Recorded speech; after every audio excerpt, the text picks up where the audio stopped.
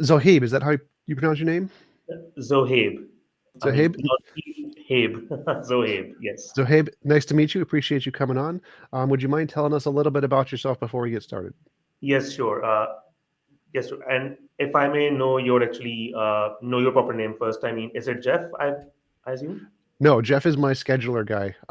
My name is Tom. Tom Jump. Okay, T Tom. Jump. All right. Nice to meet you again, Tom. So this is Zohaib Shahid, and I'm basically a PhD student at Loughborough University, London.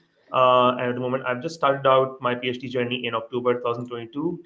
I basically belong to Pakistan, and I'm actually on what do you call that?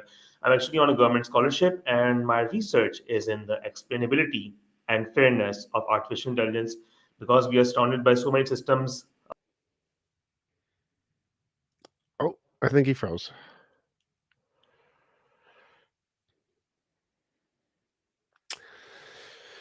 Hey, chat. How's it going?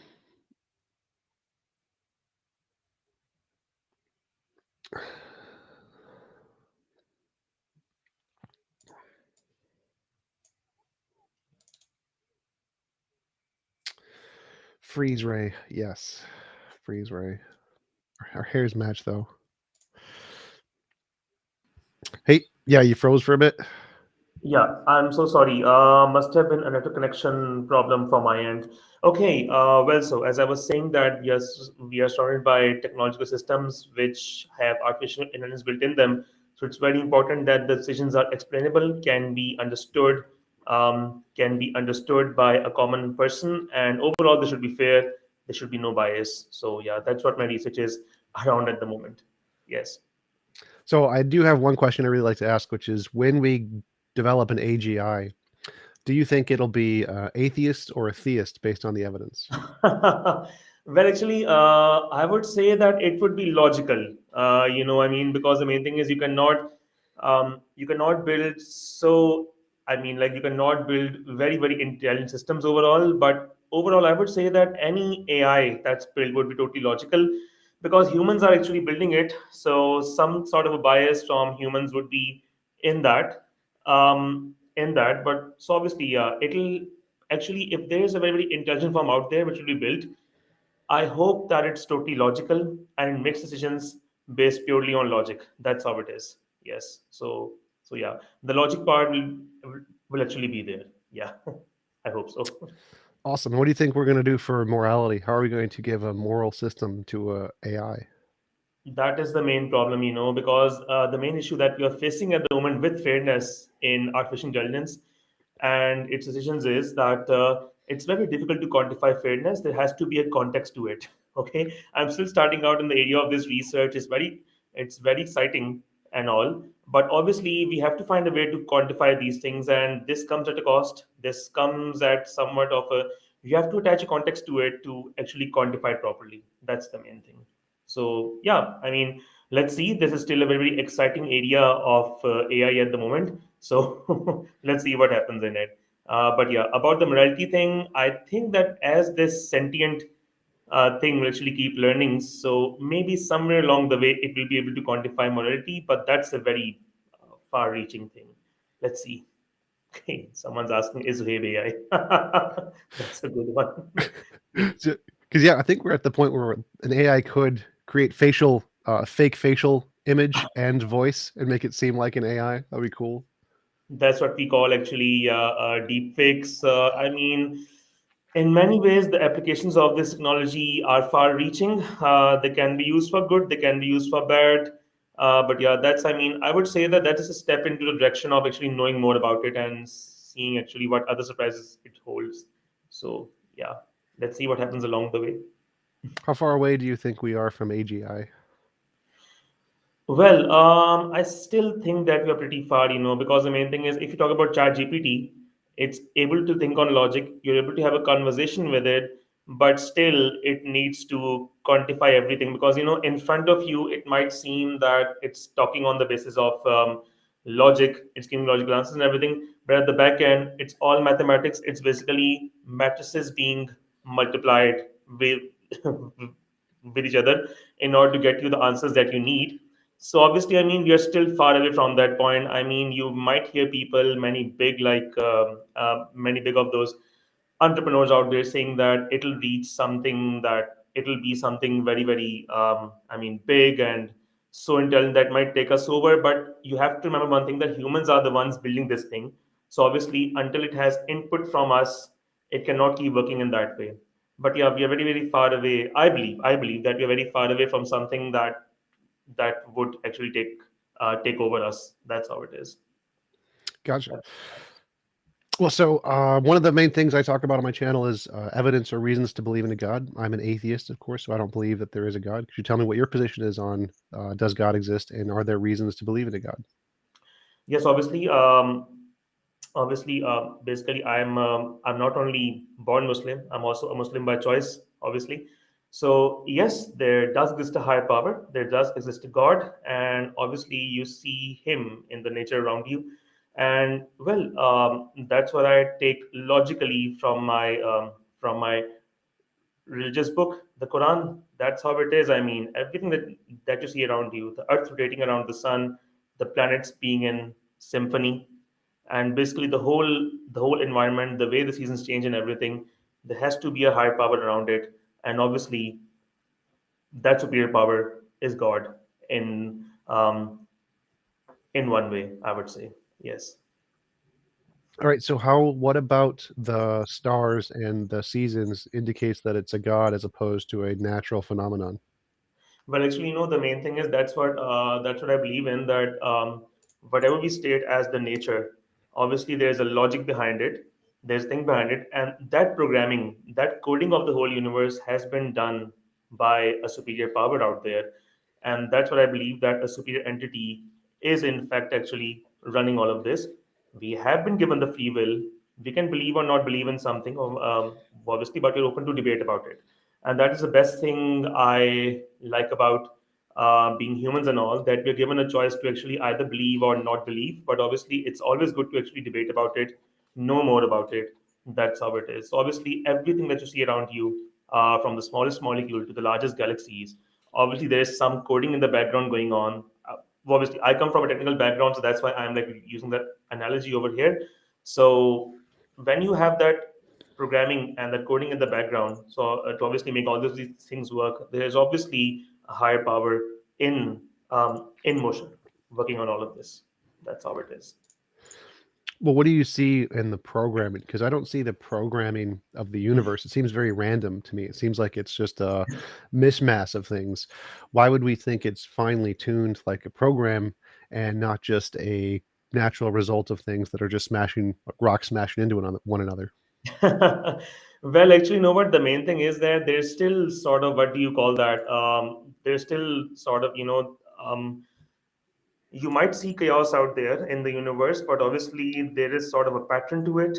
And obviously, I mean, there is a logic to it overall that's making things happen in that way. Like if I see asteroids actually shooting throughout the space at any moment, some of them are hurtling towards Earth at any moment, but obviously they miss out or they don't come into touch. So obviously there is an intervention from a higher being in all of that. So that's how there is to it. It might seem all random, but there's actually a pattern behind it. There's something that you can always find, and that's why we have things like mathematics in place, so we can actually find out that what's the logic behind these things and how it's all happening. But obviously, there is a high power at play over here, making all of that happen. So yes, I mean, if you talk about catastrophes and all, obviously, I mean, like, if you say that nature has its hand in it, obviously, I mean, there's a God, obviously. So I mean, when we say that everything that happens over here has to be good because God has his hand in it, but obviously he always says that humans are also like over there, and they can think for themselves as well. So obviously it's like a test for us as well, just to make sure that we are on the right path as well, and we are making sure. Obviously there are some calamities, natural calamities, and obviously that we can't face, or obviously that we can't foresee, but obviously it's our choice on how to face them, and that is the ultimate test, obviously. So you do see a pattern in the you do see a sort of a pattern in the, what do you call that, in the chaos. That's how it is. That's how I see it. Sorry Well, do for. you think that any pattern requires a god or a designer? Because it seems like it's impossible for there not to be a pattern. I think that if there's a god or no god, you're still going to have a pattern no matter what. And if we had a god, I think the pattern would be very different. So, for example, if there was an all powerful being who designs the universe for life, I would expect life to be everywhere. Whereas we see life in a very, very small piece of the universe, and most of the universe will kill us wherever we go, underwater, in space, too much oxygen, anywhere we go, it's pretty much going to kill us. So it seems like the pattern we see isn't something that was designed for life, because then we would expect a far higher proclivity of life. And so, what is it about patterns? And do you think it's possible to have a pattern without a god? Well, that's what I would say. Actually, that I would say that, like, on Earth, as we see life on Earth, obviously living out some areas, and in the whole of universe, we don't see life at all in some places. But obviously, there are galaxies, there are parallel universes in existence. I would say that this is like something of a very higher understanding of something of a very, very higher stature that still humans actually need to understand, and that is the point of scientific research, that need to keep going deeper and deeper into the purpose behind these things. I mean, that's how it is. When I actually indulge into any kind of research, actually, I do question the existence behind it. I do question like the logic behind it, and I believe that much of the logic has not been revealed yet, and that's how it is. I mean, but that's the point of scientific research, that we delve deeper into it and we try to find the logic behind all these things. And I agree with your point. Obviously, you would expect to see life everywhere, but in some places there is life, and in some places there isn't. But obviously, that's the whole point of it. We have to actually appreciate the magnanimity of it. I mean, the magnificence of it. I mean, like that's how Earth was created, and that's how it has to be. But obviously, you also find life in the most desolate of places. Like if you are walking somewhere in the Sahara Desert, you do come upon oasis of some sorts. That is something very, very, actually, I would say that something very, very interesting to see, that that there's life right in the middle of a landscape that was not supposed to have life, but you see it right there. So obviously there has to be a high power. There is a high power at play over here. So yeah, that's how I would put it. But that's what scientific research is meant for, Tom, that we are supposed to dive deeper into the um, what do you call that, into the depth of these things, go deeper into it and see how things are and why things are. That's how it is. And we have not been able to scrape the surface much. There's still a lot to it, right? And humans are still on the conquest of it, and that's the purpose of us, isn't it? Well, so I agree that we haven't come close to learning everything. There's a quote from Thomas Edison: "We only Yeah, know 1 millionth of 1% of anything," and I think that's an accurate quote.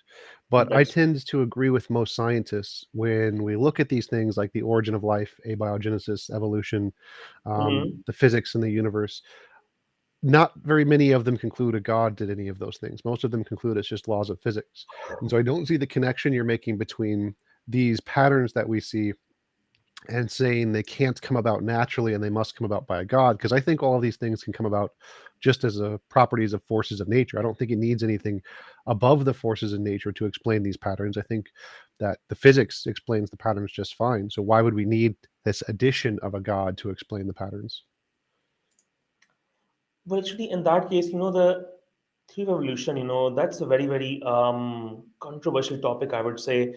Many people have different says on it. I'm not against evolution, obviously. Obviously, I've studied science all my life, and that's why I'm doing a PhD to dive deeper into it. I'm not against evolution, but there are some controversial points in it. But obviously, without additional research, we cannot actually say something about it. But obviously, I mean, these things have a start. They did come from somewhere. I mean, in order to evolve into something, there has to be a force behind that thing to make it to make something, to give something the ability to evolve properly. Obviously, in that case, I would argue that there's a high power at play that will actually enable these things to evolve, because obviously they cannot do it on their own. Yeah. That's what I would say. But obviously, some niches in this topic are very very controversial, and obviously they require more research. And then you have philosophy entering at some point. Then you also have science entering in at some point. So obviously, I mean, there is more research to be done in this area to actually see how these things are coming about. But obviously, what I see from it, that if something's evolving, there has to be a starting point, and then it has to keep evolving. Even if you talk about humans in some way, we're also evolving with the changing forces of nature. And that ability to evolve has to come from somewhere. It had to be coded in by someone. Obviously, physics wouldn't exist without some higher entity playing a role somewhere. That's what I would say. And yes, one more thing. When I say that there is some research to be done into it, I say that according to my belief, I say that that blind faith isn't something I'm interested in. Nobody should be. Obviously, once you understand things, then you should go on to actually believe them without much research or without much diving deeper into it. There's no point in having blind faith, and that's what the world is all about at the moment. What I see, that people just have blind faith, but they can't explain it with logic. What I try is that if I have the logic, I would believe in it. But if I can't understand the logic, I would just put in more time to understand it before I can totally believe it. Yes, that's how it is. Sure. So I agree that there has to be a starting point for evolution and a starting point for physics, but I don't see Yes. why that starting point requires a god. It seems like that starting point could be a quantum field. So, like, I think the best explanation of the origin of the universe is a quantum field that exists outside of space time. And I think the best explanation of the origin of life is abiogenesis. And the reason I think both of those are better explanations is because all of the parts of those theories have been confirmed to exist independent of our imagination. So we use novel testable predictions to test the parts of those theories. So, like string theory, I don't really like string theory, but we can use that as an example. As a combination of two things. It's a combination of vacuum energy states and early universe inflation. And both of those things have been demonstrated to exist. Early universe inflation was demonstrated in observations of the cosmic microwave background radiation, and vacuum energy states were demonstrated in the Casimir effect. And so we don't know if they work together to produce string theory, but we do know that they both exist. They both are real things. And so that theory, all of the parts of that theory have been demonstrated to exist independent of our imagination. But if we take the God hypothesis, there's lots of that theory that has parts that haven't been demonstrated to exist, like an all-powerful that hasn't been demonstrated to exist, all-knowing, outside of space and time, all the different properties that you think of in a god, like a mind that exists outside of our universe or isn't the product of a brain. None of those things have any scientific basis, but all of the parts of string theory have a scientific basis. And so if we want to say which one is a better explanation of the universe, it seems like string theory and quantum fields are better than God because they are all of their parts have been demonstrated to exist. Same with abiogenesis.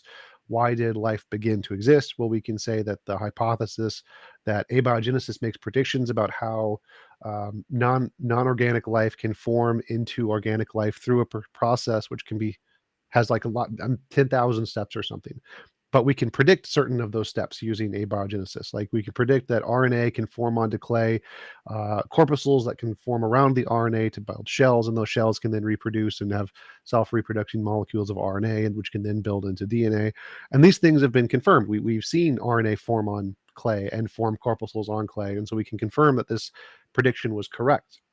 Whereas the God hypothesis doesn't seem to make any correct predictions about things that we don't know yet in the universe or how life and cellular organisms work at that level. But the abiogenesis model does. And so it seems like if we're trying to explain which of these hypotheses is better, it seems the natural one is doing better because they're only made of parts that we've discovered are independent of our imagination, and they make predictions about things we don't know yet and get them right. Whereas the God hypothesis doesn't seem to do either of those things.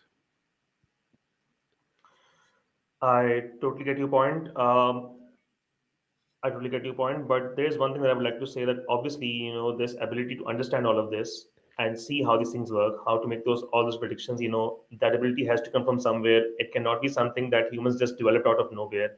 So obviously, this thing is something that I would say that it has to start from somewhere. It had to be given to us by somebody. And if I look at the Quran, I do see that that I do see the evidence that that these things, all of the natural forces that we see, everything has had a start. It has been created by someone, and obviously that's how actually God gives evidence of His presence at places over there, and still says one thing, that look around you and see and observe what you see and observe, but obviously uh, do not believe just out of nowhere blindly. Just question it, try to understand it, and then come to a conclusion. So I would say even the ability for the humans to understand all of this and be able to predict something, it also has to come from somewhere. Obviously, it doesn't seem that that it just developed out of like nowhere. That's how it is. Even all of the advanced sciences that we see, all of the advanced technology that we have developed, I believe that it all came to be possible because obviously, I mean, evolution is one thing, no doubt. That evolution and that ability to actually do this and predict something and come up with actually more advanced methods has to be given to us by somebody, and it did not just come out of nowhere, I would say. Yes. That's what I believe in at the moment. Well, why would you say that? Like, because I think there are lots of things that I imagine did evolve, like eyes evolved, lungs evolved, hearts evolved. These came out of a natural process. They weren't like given. There wasn't like a super powerful heart that gave its hardiness to hearts in organisms. And so why wouldn't consciousness and problem solving and rationality not have the ability to be the same, where they were processes that were developed through evolution? Why would it require this extra being that somehow has the property to give us this property, and it can't just be an emergent property of natural processes? I get that point as well. So obviously, what's happening over here is that evolution did come about. Well, obviously, we have an organs that have actually developed and evolved throughout time. Obviously, if we see our skin color, that's also evolved through the ages. I mean, people living in certain areas have a certain skin color, and so on. And obviously, I mean, the health conditions that they have also come from that. Also come as a fact of actually due to some environmental factors.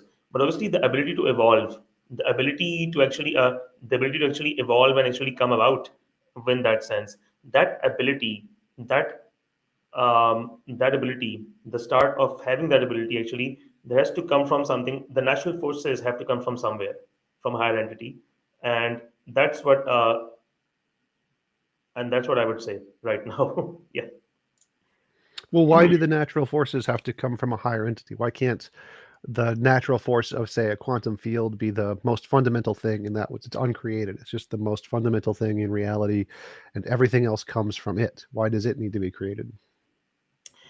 No, actually, the main thing is, okay, right. If it didn't have a starting point, obviously it is going through a process, all right? Obviously, that process also has to be created by someone who has absolute power over everything and be able to go on with the process and actually make it do things a- in a certain way. As I said, actually, that there is a pattern in all that chaos, or else you wouldn't be actually watching different bodies, like all of, I mean, it's not only our universe, there are some parallel universe right next to it as well, and that has been actually stated in the holy um, book of Quran as well. So of Quran as well. So obviously all of those things are working in a sync. All right, they are synchronized, they are properly working at their own schedules and everything. I see God in all of that synchronized form in which our universe is working at the moment. And that's why I see that these processes were also, although they are evolving by logic, and you can say that there are some natural forces at work, but obviously the inner workings had to be decided by someone. And that's how I see, right? Well, And my that's question is still why? Why can't the fundamental nature of reality be a mindless force instead of a god? It seems like a mindless force could create a process. A mindless force could create lots of things that could result in our universes and galaxies, no problem. Like if there's just a force that creates matter and energy, then the matter and energy could have these laws, like the laws of physics, gravity, the weak force, the fine structure constant, and these things could form that matter and energy into planets and galaxies and star systems, and those could absolutely come about with life. I don't see why any of that requires a designer. You said a few times that you think that it does, but I don't see why. I don't see what is the reason that these things require a designer and can't just be a quantum field, because quantum field still seems a lot more reasonable to me, because again, it's made of all things that we know exist and have been demonstrated. It makes predictions, and that seems to make it a better hypothesis than to posit something outside of what we can test to explain the data. I don't understand why that you think that it needs a higher being to explain these things, and it can't be explained by a super powerful force of nature like quantum fields. Well, when you say a super force of nature, obviously, that has to be God, because that is God, because obviously, I mean, once these things are created, the way they progress, the way they process, and they die away, or maybe they are recreated again, all of that has to come from a higher power. All right. Basically, what I believe is that the inner working, the progress, and everything that's been taken care of by higher power, a super like a when you say superpower, I mean, I would say an all encompassing power was there always to actually make sure that these processes actually happened at a proper pace, they happened regularly. And there was nothing like, if it had been like without any creator, obviously, there would have been chaos. And all of these things would have actually ceased to exist. That's what I believe in. Well, why do you think that without God there would be chaos? Because it seems like um, no matter what, there would always be some kind of a pattern. Even in, like, I don't think in order to have perfect chaos would still be a pattern of some kind. And so, why do you think that the pattern without a mind would be chaos and not what we see around us? Why couldn't the pattern that came about from natural processes just be the laws of physics? I do believe that, but obviously these laws of physics have to have a creator. That's the main thing. Why? These laws of physics like didn't. I'm sorry. Why? Because it seems like the laws of physics could be uncreated. They're not created by anything. They're just eternal, all-powerful physics, and they don't need to be created, and they could have a pattern to it. So, but it seems like you're saying that because you see a pattern, that pattern must be explained by a mind. And I don't see the connection of why, if there's a pattern, it must be explained by a mind. Because even if you take, say, a random computer code, the random computer code can generate a pattern on its own using a evolutionary process. So if you have a computer code and it selects for successful running programs and it eliminates the unsuccessful lines, eventually you're going to get a running program that just came about by natural processes. You don't need a mind to explain it, because the process that you used eliminates the bad patterns and selects for the good patterns. And so it could be the case that just nature on its own can explain patterns, and you don't need a god to explain that, because God also has patterns. God has a mind of some kind, and he has a nature of some kind. Do those need to be explained by a different God who gave him those patterns? Obviously, no, obviously there obviously will be one higher encompassing power always. So what I see over here is, like, for example, if you talk about computer code that's generating all sorts of patterns, or like giving us a pattern or something.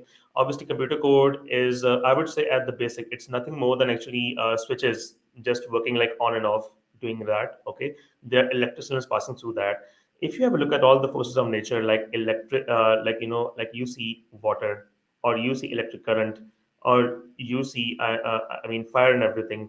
Obviously, I mean, these things can just not be created out of nowhere. There's no reason to be. So obviously, these things have to come from a higher power, from where we are able to actually produce further and generate further um, higher higher evolved technology and things like that. That's what I mean to say. Well, so who created God? Why is God is complex? Why doesn't he need a creator?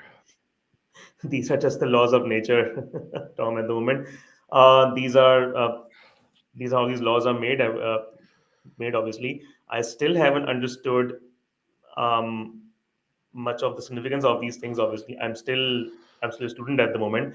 But obviously, as I move on, I will keep questioning these things and just try understanding more. Obviously, I'll obviously, when I don't know the answer to something, it's always good to admit that you don't know the answer to something, other than just trying to give all the explanations and everything. So yeah, that's how it is. I mean, these are very, very deeper questions. These are very philosophical questions, and obviously, from my side, I don't consider myself as being very, very highly qualified to actually answer them yet. But obviously, I'm just on that journey, and hopefully, sometime, someday, I will find them. Let's see. Oh, sure. So, but my question is more that when you see patterns in nature, you think that they have to be designed by a god. But if you see patterns in God, you don't think they have to be designed. Like God has a mind, which is a pattern. God has thoughts. He has a nature. Those are patterns. He has Mm-hmm. intentions. Those are patterns. And so there's just as much patterns in God as there are in nature. But you don't think that the patterns in God have to be created by something external to God, right? You just think he just has the patterns. They're just there.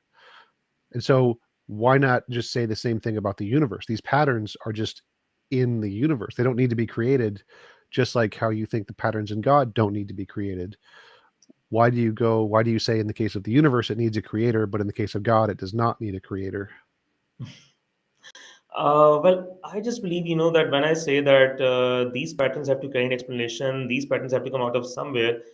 Um, that is just one of the ways. Actually, that's one of the ways I try to find out that okay, why did the creator in the first place create all this?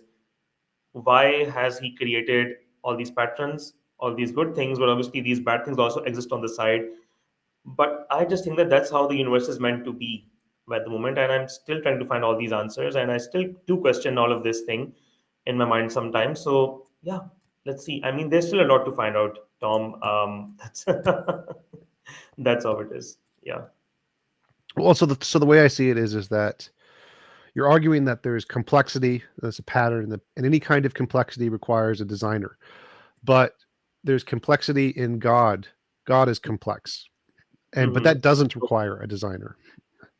And so it seems to me there's a conflicting argument here. Either everything that's complex requires a designer, or there are some cases that are complex that do not require a designer. Like God's mind, I think, would in your worldview does not require a designer. It's just necessary. And so if there are examples of things that are complex that do not need a designer, Mm-hmm. why can't the laws of physics be one of those? An example of something that's complex that does not need a designer. Mm-hmm. Can you please rephrase that question a bit? I'm sorry.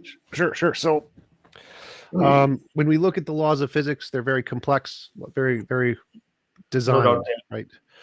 But God's mind is just as complex. It's just as designed because his Mm-hmm. mind is, it takes a lot of patterns to it. He's not random. He has a personality, he has intentions, has goals. His personality is equally as directed by a pattern as the universe is directed by a pattern. But you Mm-hmm. don't think God's mind must have been created by something else. So this pattern in God's mind, it doesn't need to be created by an external thing. So you have complexity without a designer. And so the universe could also be an example of this complexity without a designer. And so the Mm-hmm. complexity in the universe could be like the complexity in God's mind, and neither one could have been Mm-hmm. created. Mm-hmm. Okay. Uh, well, actually, that's a very, I mean, difficult question to answer at the moment. I mean, like, if you're asking that where did God come from or how did he come to exist in the first place, uh, I mean, that's still something that, that requires, I don't know, I mean, that might require an eternity to answer. But obviously, I mean, being from a science background, something like that, I don't feel leaving things out unanswered. I tend to follow logic and everything and believing in everything. But obviously, when some things are unanswered, maybe it's better to just keep looking, because at the moment it's very difficult to answer that. If we see all this complexity and all these patterns and everything being created, the good and bad and the evil and good and everything. So, what's with the creator? Who created him? How did he come about? How did he come to be? I mean, who? I mean, like you could easily question who gave him the right to actually be all this. Those are very, very difficult questions to answer right now, Tom. And well, I mean, only time and research can tell how they can be answered, or maybe at some point, God might reveal how this all happened. So yeah, I'm just waiting for that time and actually trying to find the answers. Yeah, we can't answer everything right now, not in just one stream. This will take a lot more than that, I believe. Oh, absolutely. I totally agree. And that's why I would say, why don't we just use that as our answer for the universe? Instead of saying God created the universe, why don't we say we don't know? We don't know what created the universe. It's not. We don't have a solution yet, and we have to wait and look for more answers in the future. Instead of coming to the conclusion God did it, because it seems like any answer you give for who created God, because we don't know who created God, we don't have answers to those. I agree. Why can't we Obviously, just say that about the universe? Why do we have to say the universe was created? Why can't we just say, well, we don't know. Let's just keep looking.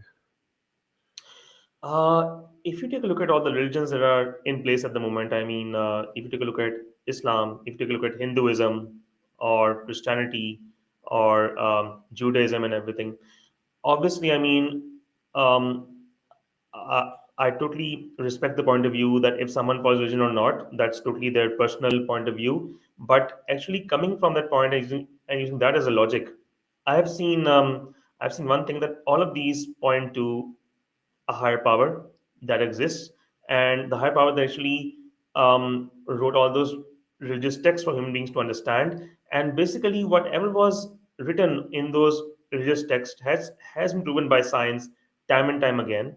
So I would actually look in that direction, I would say, right?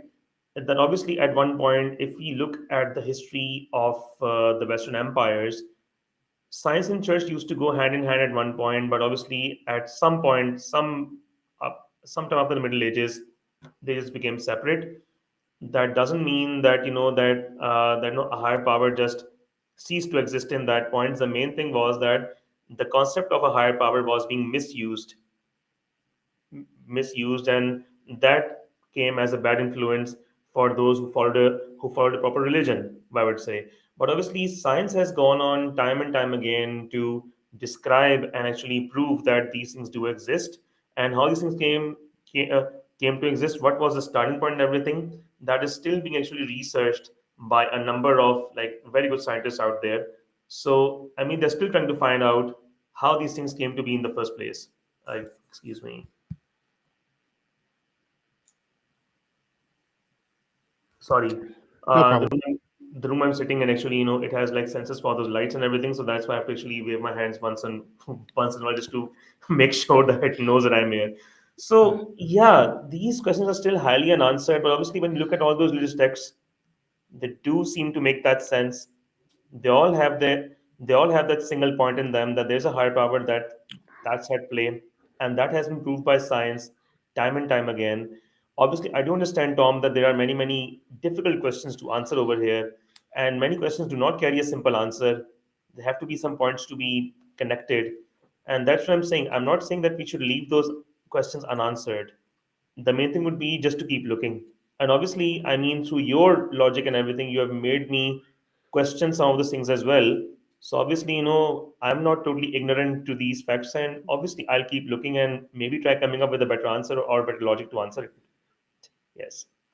For sure. So, when you said that science confirms the religious claims or the religious text, that part I'm not very familiar with. Like, I think that the reason that there are Mm-hmm. so many religions and that they all argue for a god is because of a part of human nature called a hyperactive agency detection system. It's a type 1 Mm-hmm. and type 2 errors.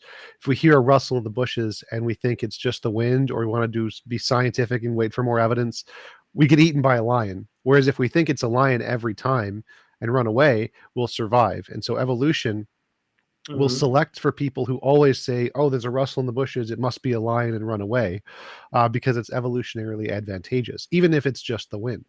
And so, because of this kind of a selection bias for agency detection, we are more likely to see agency in things than it's actually there in nature, which is why when we're kids, we think that there are monsters under the bed, why we're afraid of the dark, why when we hear a creaking or some kind of noise that we don't understand, it must be a mind or a demon or a ghost.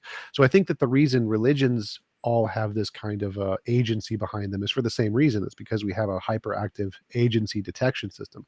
I don't think it's because there's actually a god there that's directing these religions and the holy books. And when you say that the things in the holy books have been confirmed by science, that part I'm unaware of, because as far as I can tell, most of the things in the religious texts have been proven wrong or disconfirmed.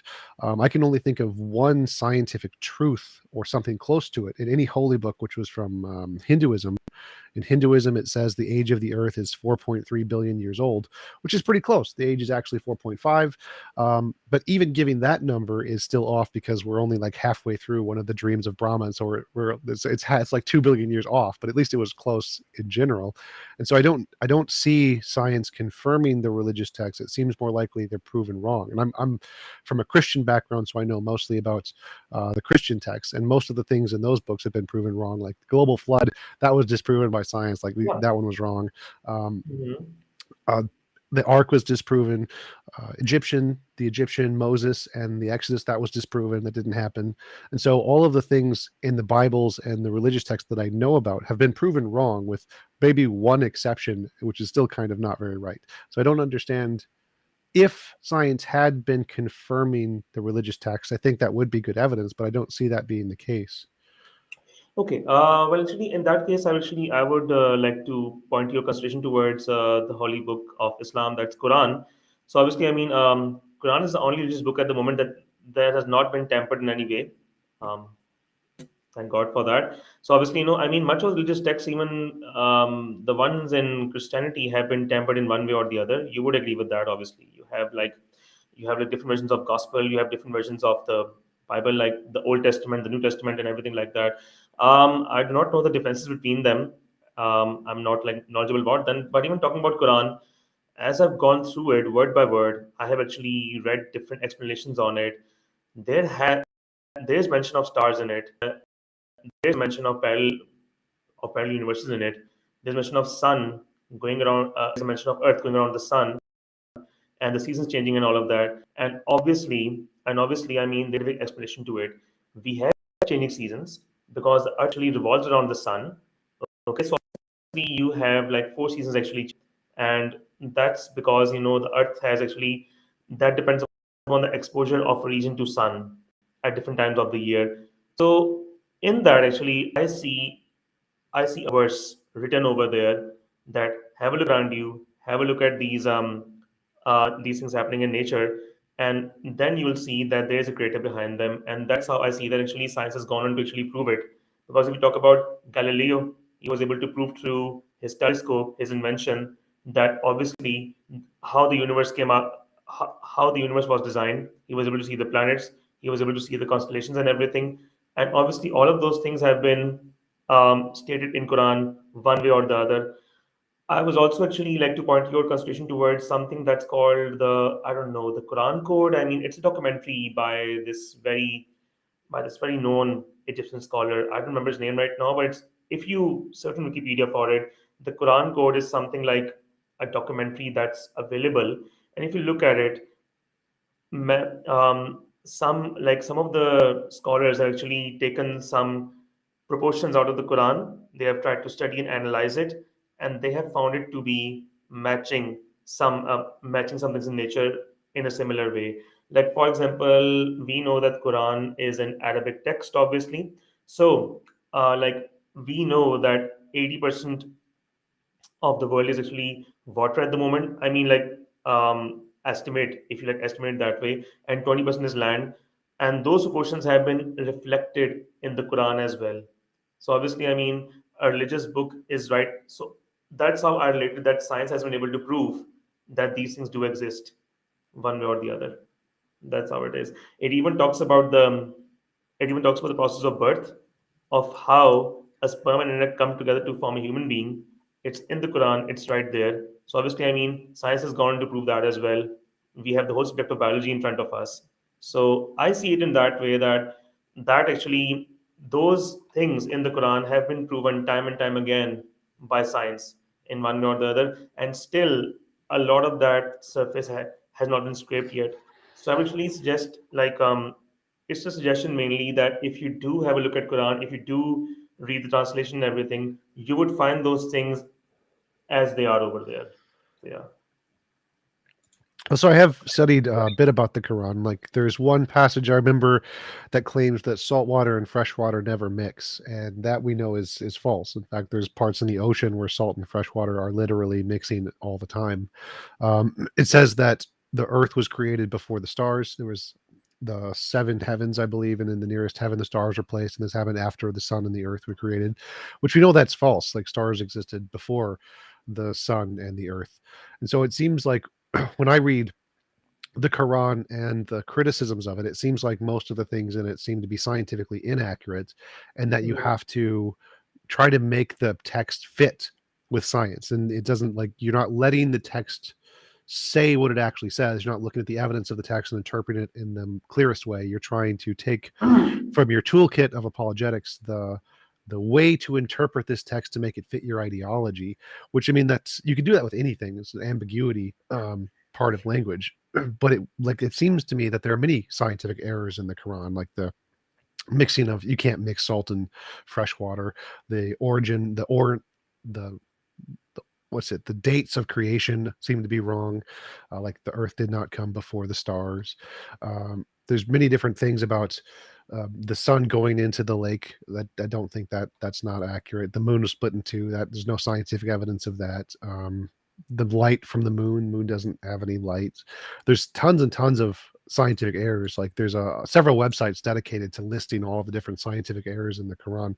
And so it seems like more that people who are religious believers try to read their text and make it fit the evidence rather than the other way around. And that's why I don't think that science has confirmed the claims of the text. It seems like the other way around, where it's been disproven, but people who are religious try to make them fit anyway by using ambiguity to try and explain away the inconsistencies. And I don't think that that's good evidence, because anybody could do that. You could do that with Harry Potter and try and make it fit the things that don't make sense as we look in the world and try to confirm what's claimed in Harry Potter, like one of the bridges was blown up. Well, maybe the wizards like repaired it afterward or something. Like, you can always make it fit, but it doesn't seem like it's good evidence.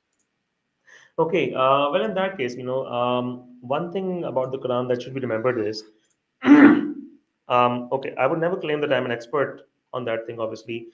I've literally started studying it properly since like a few years ago. I was very interested on finding out, like, okay, we've been reading all this Arabic all our life, but what's the meaning behind it? So I actually went into a bit more research on it and try actually studying it, the meaning behind it. The main thing in Quran that you have to remember is that it's not like a story actually. There are bits and pieces of things everywhere. So what happens is that obviously, some scholar or group of scholars will sit together and they will try to actually match similar pieces of information together and try to make more sense out of it. But obviously that requires a deeper meaning, and there is a lot of room for error, I would say, because obviously, I mean, some people would give it some other meaning, some people would give it other meaning. Like the kind of text that I follow, the kind of explanation that I follow, it says that all of the miracles that was stated, like the moon being cut in half and everything, all of those things actually, and even the thing about Moses' staff becoming a snake in front of Pharaoh and everything, all of those so-called miracles have a sort of a metaphorical meaning behind them. All right, they were not actually supposed to be literal in any way, but there's a sort of a metaphorical meaning behind them, just to actually explain something, explain a more deeper meaning. So that is the main issue with Quran. That is the main issue that I've seen over here, that as the text is actually spread out over different passages and different surahs, as they call them, they have to be connected together to find actually that sense. And even when I was reading through it, I've just done like one iteration of it, and I've seen like so many places where I remember sort of that, okay, this was stated somewhere before, this was stated somewhere at this point. So it all depends upon the analysis as well. And obviously, I would agree that obviously that some people might have gone on to explain in some other way. But I would say that obviously some of the more universal facts, like I can't say much about the dates because till now, what I've actually seen in the Quran right now, I haven't seen a much existence of actually actual dates in it. But yeah, I've seen a chronological way events are actually described. I mean, the way the prophets came on this earth and everything. But even those are like spread out.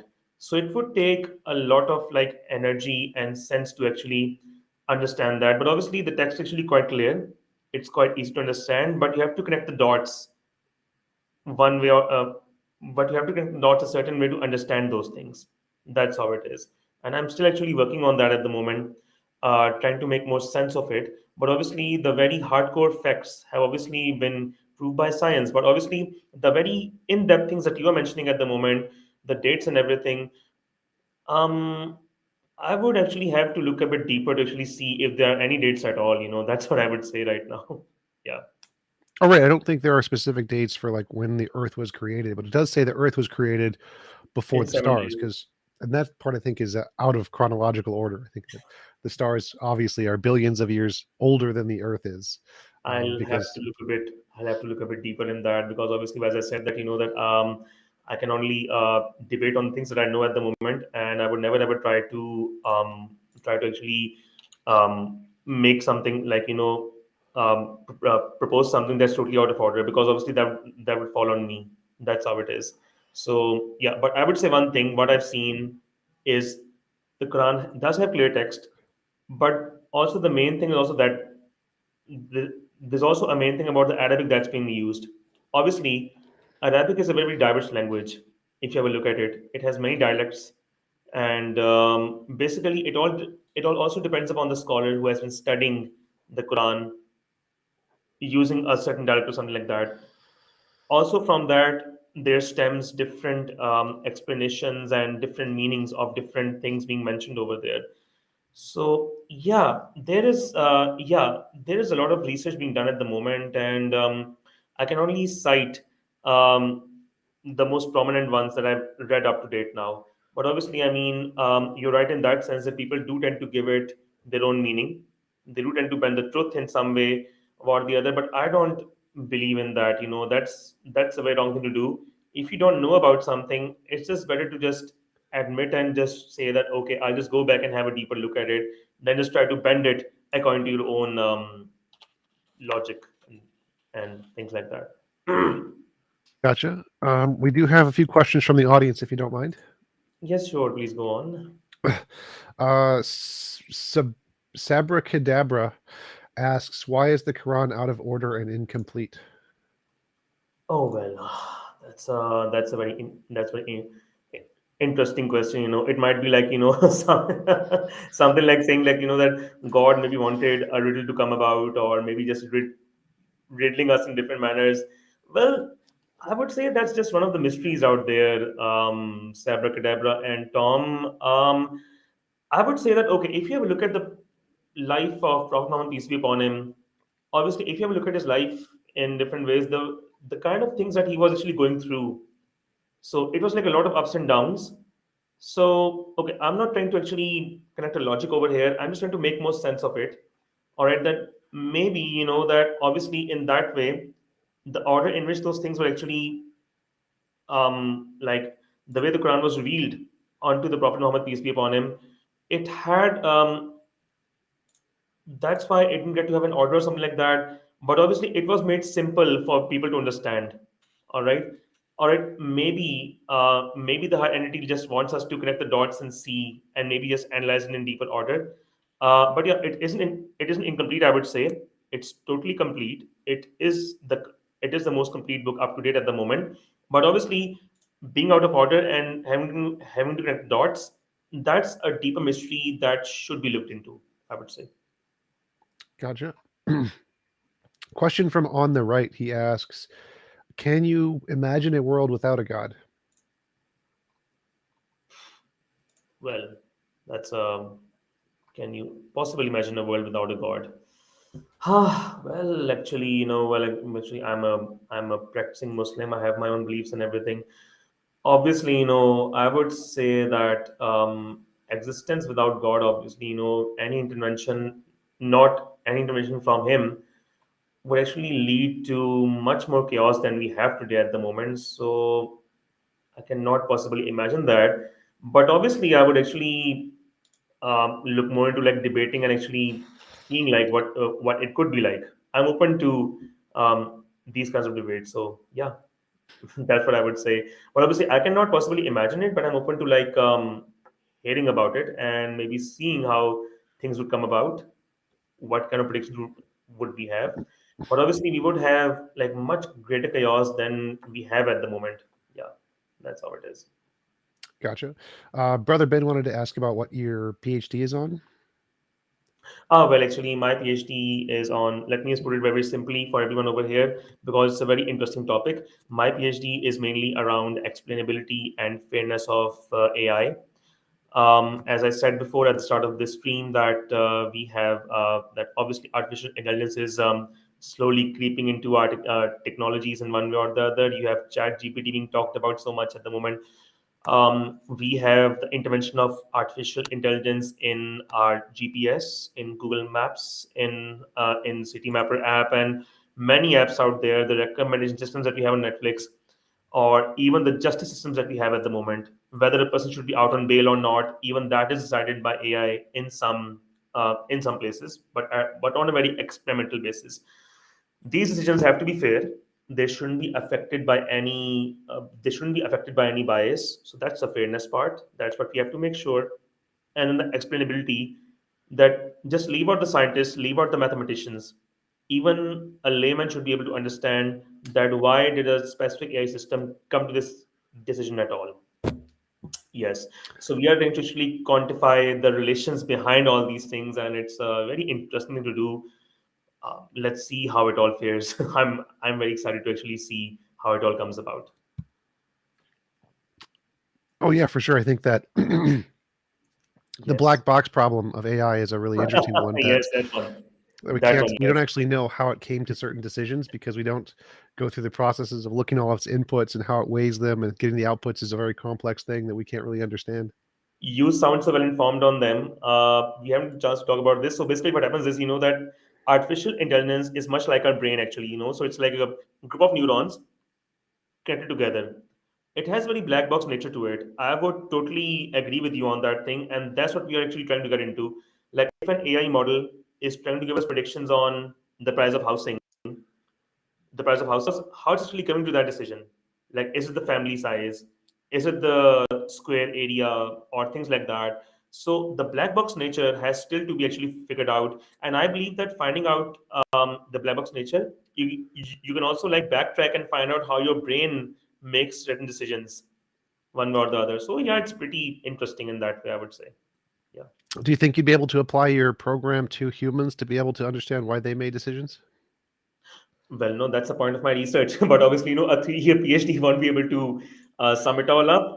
But obviously, I mean, if I'm even able to open like a small area, or maybe just throw more light on a certain area of research, so why not? I mean, if it helps me to understand something better and make things easier for people out there, so why not? I mean, that's why we are doing all these deeper studies and being so isolated from the rest of the world.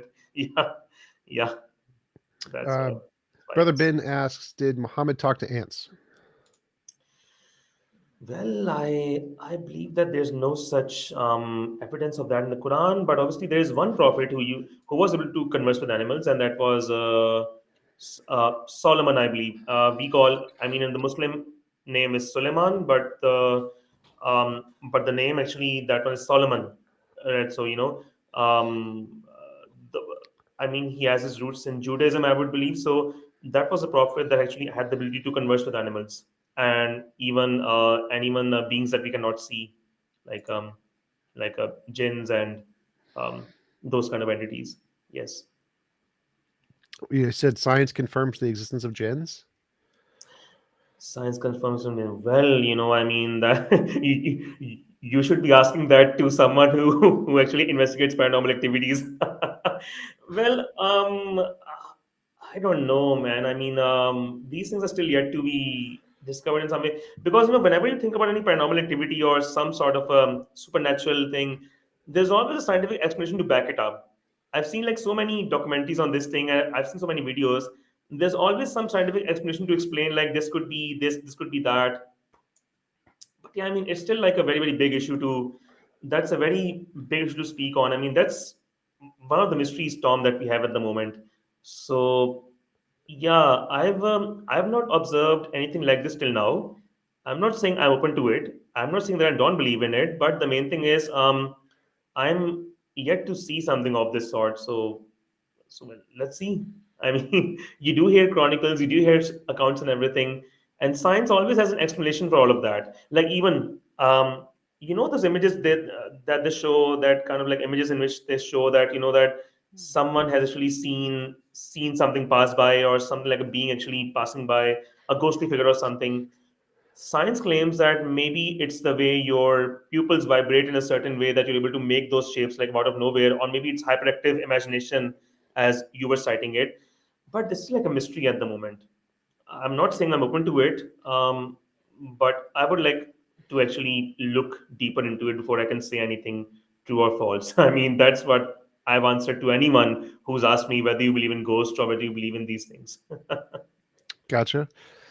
James Dean asks, if you had to convince an atheist, what is your best argument for Islam that can't be applied to another imaginary God concept that I can come up with right now? Okay, so this whole concept of an imaginary god, obviously, it did stem from the actual belief that there is a god, obviously.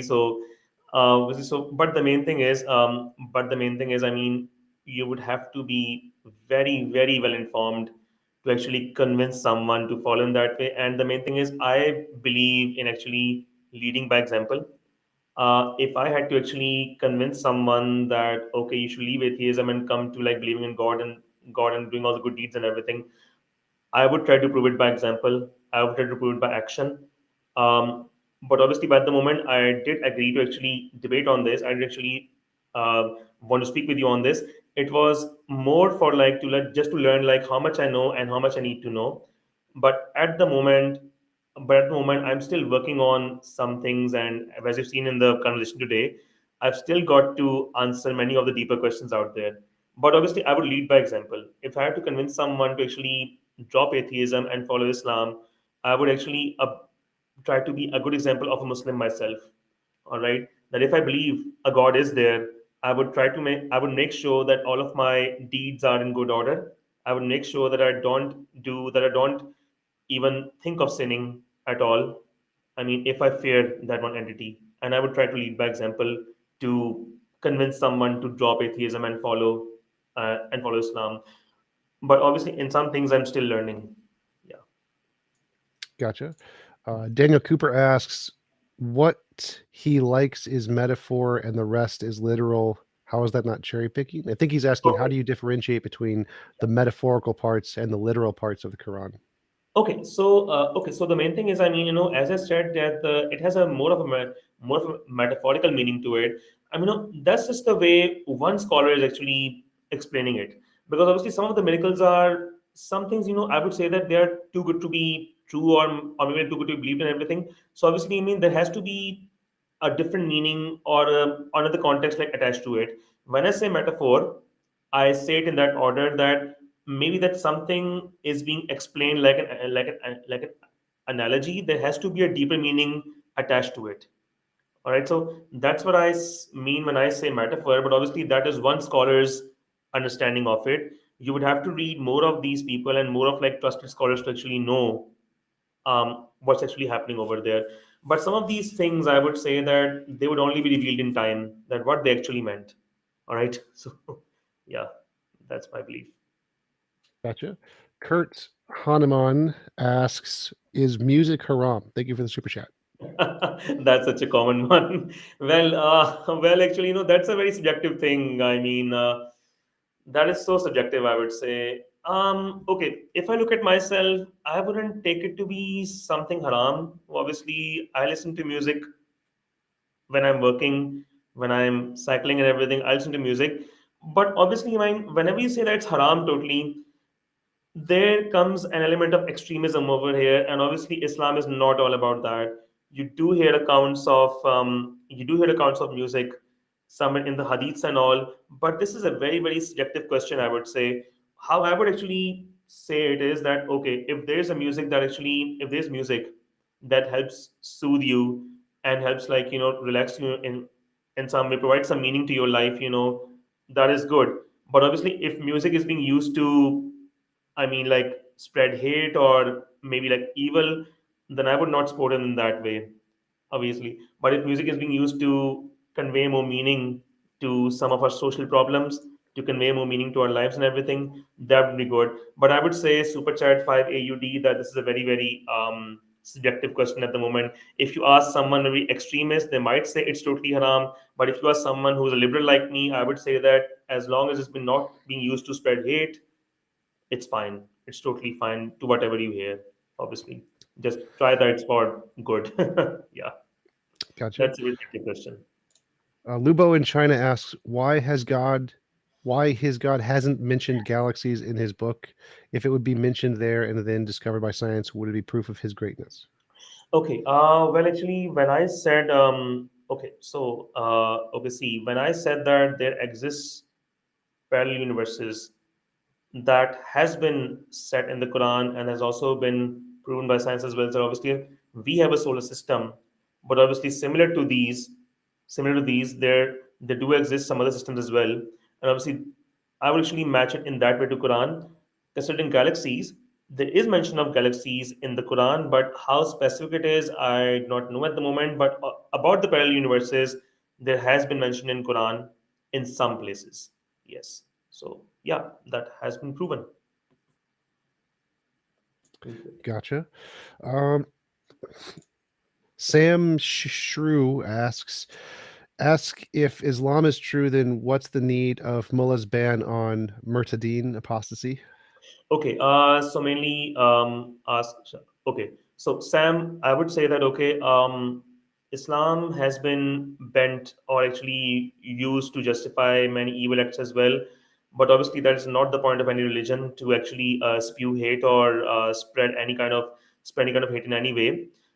I would say that the acts and basically, as you said right now, that people actually also bended the logic in Quran to explain many absurd things as well. I would say that it's just your own mind and how you take things. Obviously, I would say that Islam is a very liberal religion. It's a way of life, I would say. And the mullahs that you're talking about are some very extremist people out there who are just using Quran and religious text to actually prove something that's just not there. I'm not in support of these guys, and I would never say that you should support them as well. Obviously, what they are coming from, they are just satisfying their inner hate and their inner uh, thing for all of this. But obviously, I wouldn't support that, and that's the main thing. Islam is a very liberal religion, and even the Quran it states that when you are explaining to someone, when you're actually inviting them to accept Islam, even do not come on them with force or do not force them. Try explaining with logic and then leave it to the other person if they want to believe or not, but don't try to force them in any way. And that's what Islam is about. The people that you're talking about are mainly extremists, and obviously any true or a Muslim of today would not, any sensible Muslim would not relate with them in any way. That's how it is. We are normal people. We travel as well. We like to experiment with food, with travel, and we like to live our lives to the fullest as well, but obviously within within a proper order. So that's how it is. The people you are talking about are extremely extremist, I would say. Not Uh, something Sa- that I would relate with. Yeah. gotcha. Sabracadabra asks, is there free will in Islam? Yes, obviously there is. Obviously there is. I mean, there is like this Arabic word which so humans are actually they are a degree above animals as stated in the Quran as well. So obviously like animals also have free will, but obviously it's limited. Given they have a certain way of doing things, obviously. But we as humans in Arabic there is a word called ashraf al makhluqat. That means that we have been given the free will. We can actually decide how to do our actions, whether good or bad. We do know that all of these actions have consequences, and obviously there is a concept of free will. But if someone is actually telling you the idea that they are enforcing their will on someone and making them do stuff that they are not comfortable with, Islam is very big on consent. I tell you, all right. So that's how actually God portrays it as well, that whatever life you're leading at the moment, you have a choice in it. All right. You do know that if you do good deeds and if you are a good person, then this result will come along. If you are a bad person, this result will come along. Okay. One way or the other, you can see the consequences. So there is free will. So there is free will. It's up to us how we follow it. All right. And that's actually left to humans how they decide on it, and that's what actually differentiates us from other beings in the uh, from other living things on earth, I would say. Yes, Gotcha. we can agree All to that. right, we've been going for about an hour. Really appreciate you coming on. It was a great conversation. Do you want to give anybody any links or references where they can find out more about your work? About my work right now. Okay, well, actually, I'm still in the starting 4 to 5 months. But if you are interested in learning more about explainability in AI, or basically, I mean, like leave out fairness. If you just want to see how like explainability works in AI or how explainability is, there's a book by Christoph Molnar, Explainability in AI by Christoph Molnar. That's a very good book that comes from a very simple perspective and tries to explain how does explainability come in AI in the first place. So if you're into like studying about it, I mean like knowing how explainability works in AI. So this book by Christoph Molnar, Molnar, is a very good point to start from, and I'm reading that book as well. So yeah, it discusses the philosophical and the social sciences perspective of explainability as well. I'm sorry, with respect to AI. And yes, feel free to also feel free to actually have a look at Quran in your free time. And yeah, I'll be open to any questions. I am very thankful to Tom to actually in all this questioning and everything. I respect your thoughts. I respect your beliefs, and you've actually made me look at things in very new ways and all. Okay, so I think this has been a very healthy debate overall, I would say. All right. If there's anything that was very, very over from my side or very like over the top, so please forgive me for that. I still have a limited knowledge. I'm just trying to actually learn more as I go along. That's how it is. Yeah, thanks so much. Really appreciate it. It was great having you on, and I hope you have a wonderful rest of your day. Same to you, Tom. Okay. Have a good one. And yeah, I'll see you around.